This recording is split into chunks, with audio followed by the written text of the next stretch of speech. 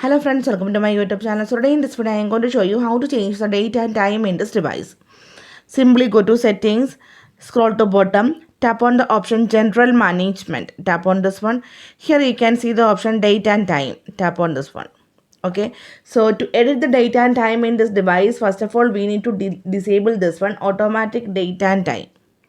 Now here we can edit the date and time. If you go to the home page, you can see it is March and 5:06 p.m. So let me show you. So here I am going to change the time to 8. Tap on done. Okay, now you can see the time is changed. Simply like this way you can change the date also. Now this is March. Now I am going to change to it's March 2024. Okay, and I will show you. I'm going to change to February. Tap on done. Now you can set this February calendar.